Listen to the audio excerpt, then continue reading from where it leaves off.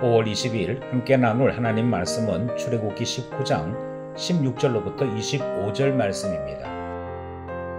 거룩하신 하나님과 죄인의 간격. 본문 읽기.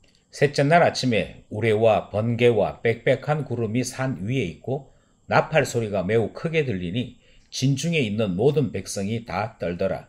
모세가 하나님을 맞으려고 백성을 거느리고 진에서 나오매 그들이 산 길석에 서 있는데 시내산에 연기가 자욱하니 여호와께서 불 가운데서 거기 강림하심이라. 그 연기가 옹기가마 연기같이 떠오르고 온 산이 크게 진동하며 나팔 소리가 점점 커질 때에 모세가 말한즉 하나님이 음성으로 대답하시더라. 여호와께서 시내산 곧 그 산 꼭대기에 강림하시고 모세를 그리로 부르시니 모세가 올라가매 여호와께서 모세에게 이르시되 내려가서 백성을 경고하라. 백성이 밀고 들어와 나 여호와에게로 와서 보려고 하다가 많이 죽을까 하노라. 또 여호와께서 가까이 하는 제사장들에게 그 몸을 성결히 하게 하라. 나 여호와가 그들을 칠까 하노라. 모세가 여호와께 아뢰되 주께서 우리에게 명령하여 이르시기를 산 주위에 경계를 세워 산을 거룩하게 하라 하셨사온즉 백성이 시내산에 오르지 못하리이다.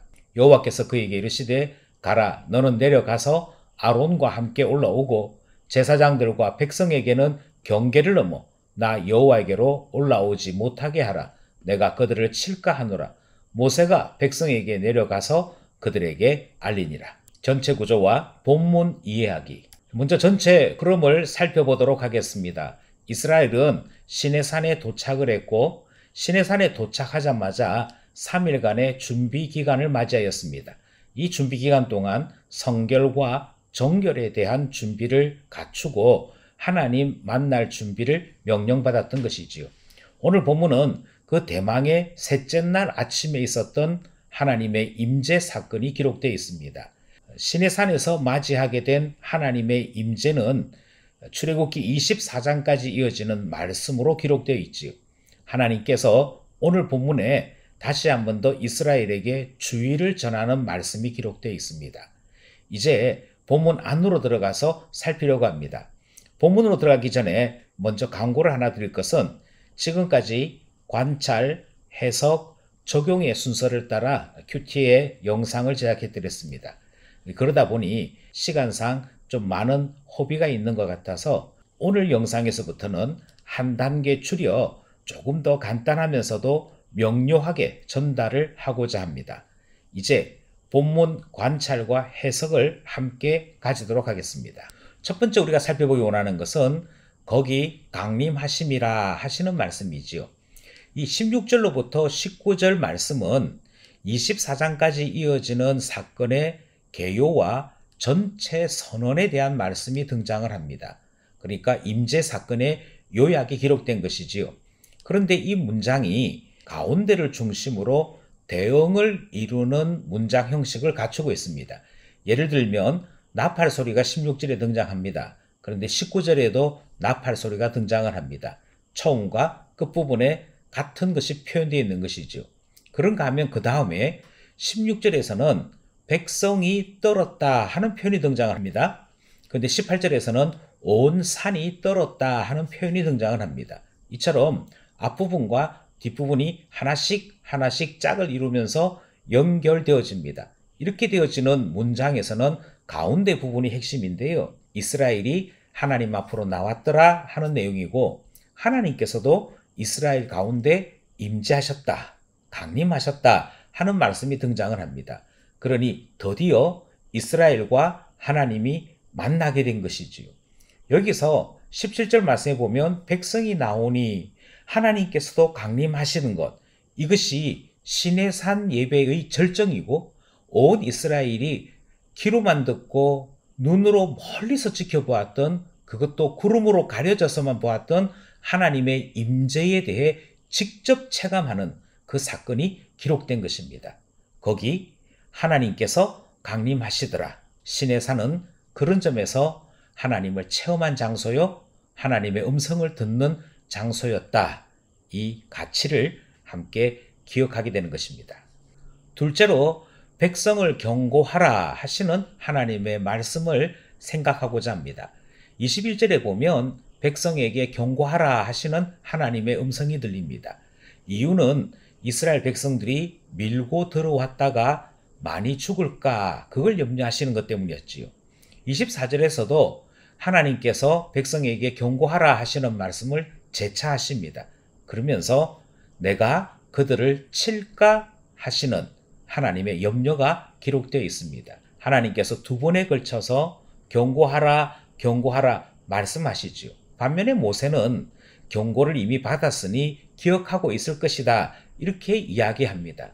하지만 하나님께서는 순간의 방심이나 순간의 열광으로 하나님께서 주셨던 경고를 잊어버리는 것에 대해 경고하시는 것이지요.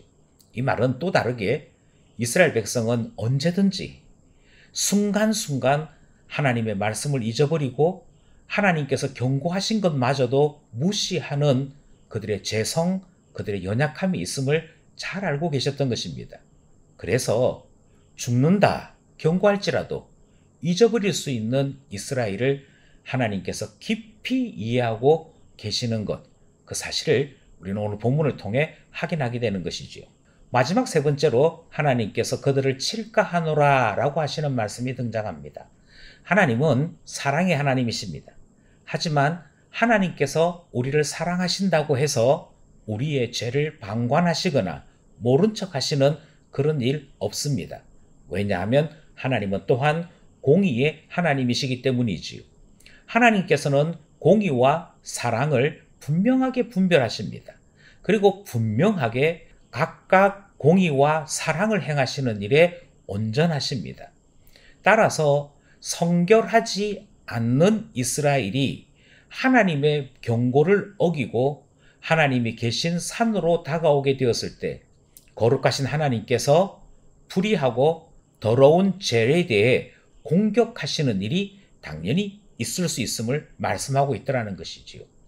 우리는 죄인이고 하나님은 거룩하시기에 죄된 우리의 현재의 상태로는 하나님 만날 수 없음을 주님이 거듭 경고하시는 말씀, 내가 그들을 칠까 하노라 하시는 말씀을 우리는 관찰하게 되는 것입니다. 그리고 이 말씀을 통해 하나님은 그만큼 죄를 미워하시는구나, 하나님은 그만큼 죄를 싫어하시는구나 라고 하는 사실을 깨닫게 되는 것이고요.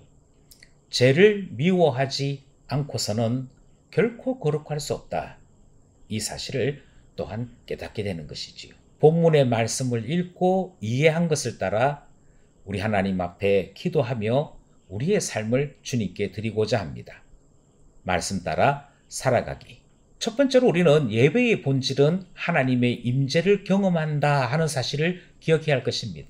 하나님의 임재 앞에 나가기 위해서 이스라엘은 성결과 정결의 시간을 가졌던 것이지요. 이처럼 우리의 예배가 하나님의 임재를 경험하는 시간이라고 한다면 우리 또한 성결과 정결의 준비가 필요함을 자꾸 기억하게 됩니다. 우리 예배가 하나님을 만나는 임재의 시간이 될 수 있도록 우리 공동체를 인도하여 주셔서 기도하게 되는 것이지요.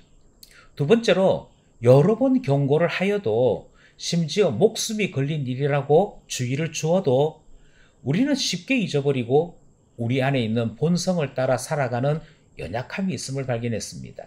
결코 잊지 않도록 우리의 마음에 새겨주시고 우리의 중심에 말씀해 주셔서 기억하고 이 말씀 따라 살아가며 순종할 수 있도록 이끌어달라 성령님께 기도하게 되는 것이지요. 세 번째로 하나님을 두려워하는 마음을 주소서라고 기도하고자 합니다. 우리가 하나님 앞에 온전함을 누리지 못했다면 두려워하는 마음으로 우리 자신을 살피는 것이 필요하지요. 왜냐하면 하나님은 공의로우신 하나님이시기에 죄된 우리의 모습을 간과하지 아니하십니다. 우리에게 기도할 제목이 있으니 우리로 거룩함을 추구하는 하나님의 참 자녀되게 해주시고 하나님 앞에 죄의 연약함은 뿌리 뽑아주시며 주의 말씀을 따라 성결함을 입을 수 있도록 이끌어달라 기도하게 되는 것이지요. 오늘도 말씀과 기도로 주님께 나아가는 우리 모두가 되기를 간절히 소원합니다.